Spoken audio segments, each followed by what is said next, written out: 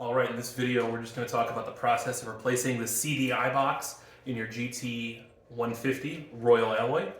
Pretty simple process, anybody can do it. Now, of course, the new CDI box, there's plenty of benefits. The biggest is that it's going to advance your timing. It's going to let you squeeze maybe just a little bit more power out of the motor here in our beautiful steel-bodied beast. In my case, I'm using the Glixel little blue CDI box off of Amazon. I think it was about $18. Just like all the CDI boxes you can use for this scoot, it is going to be this 6-pin connector. Now, there's plenty of options on the internet. You can get the 9-way programmable, the 7-way programmable. I think they're PCMs is the brand off of eBay or Amazon some places. Everybody and their mother online will sell you a CDI box with the GY6 motor. I know myself and a few other people have had really great luck with this Glixel little blue box here off Amazon. Again, about $18. Nice, simple process, and going through this is going to be really easy. We're just going to take the side panel off.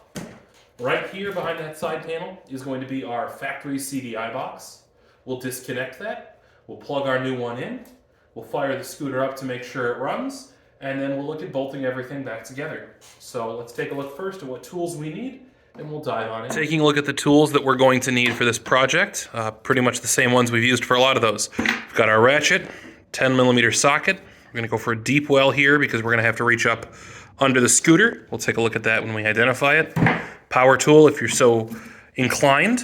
We're going to need our new CDI box. So again, here's that Glixel Racing blue CDI box. A little green light on it. Going to need the appropriate wrenches for the bolts here and on the back of our scooter. We'll again look at those in a few moments.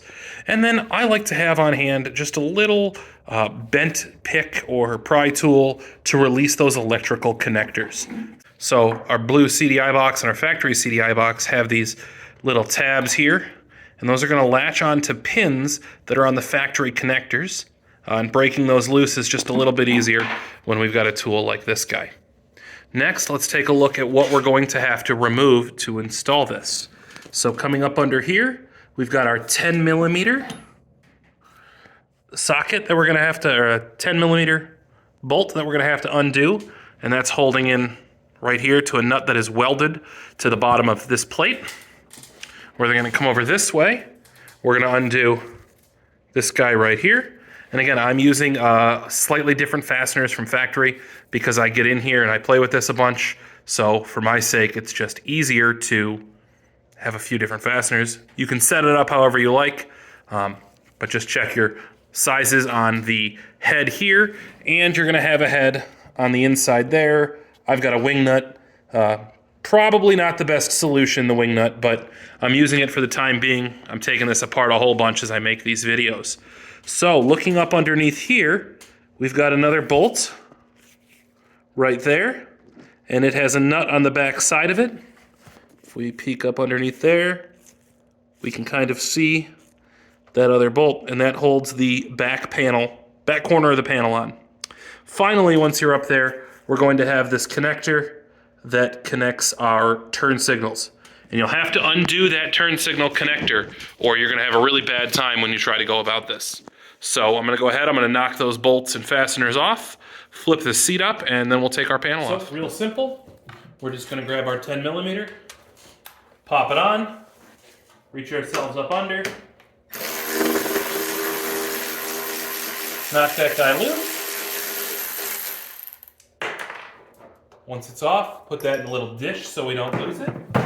Then I'm going to come over back here, and I'm going to go ahead and disconnect these two fasteners as well. Now mine are finger tight, so pretty quick process for me just to spin them off like this, pop it through. There's one. Again, I always recommend kind of put that fastener back on. I use this little magnetic parts dish. Works really well for me there. Moving along to the back of the scoot, I'm going to come in with my two 8mm, and I'm just going to go ahead and work this bolt out.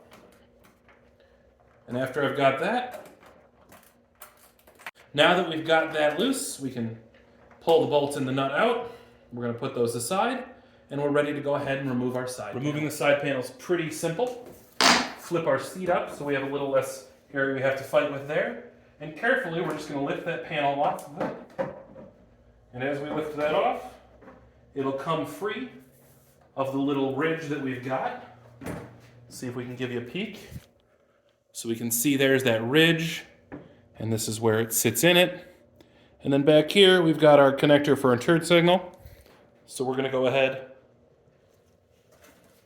disconnect that, pull our panel off, put it off to the side. Now it is metal, you want to be careful with it. Set it down gently, try not to bend anything. And now we're into the scooter. When I tell you that now the hard part's done, I'm not exaggerating.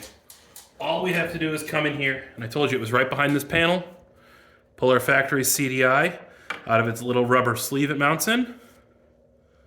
This is what that Royal Alloy factory CDI looks like. Here are those tabs I was talking about. I'll try to get in a little bit closer. You can see we've got these tabs, and you're gonna pull it out. I like to use my little hook. Just come in, pop that up, and then I can pull one out, come over to the other side. We pull two out. There's our factory CDI. And we'll go ahead and we're going to install now our new Glixel Racing CDI. Install is opposite of the removal. So we'll go ahead, we'll connect to the 2-pin over here. We'll come in on this side, we'll connect our 4-pin connector. Make sure they're seated properly. And then you can take this and you can, I've seen guys zip tie it up here. I've seen guys zip tie it back here.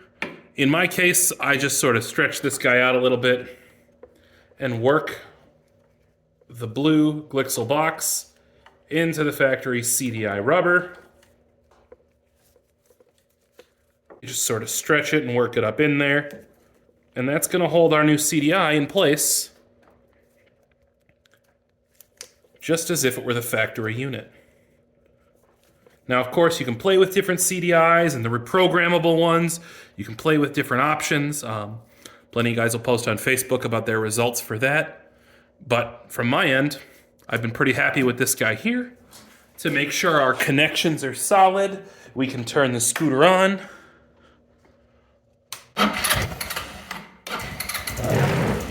There we go. We know our scooter is running properly. We can see our little light down here is blinking. That tells us that we're good to go. And our CDI is installed. Next project we'll talk about tackling is going to be rejetting the carburetor on the Royal Alloy.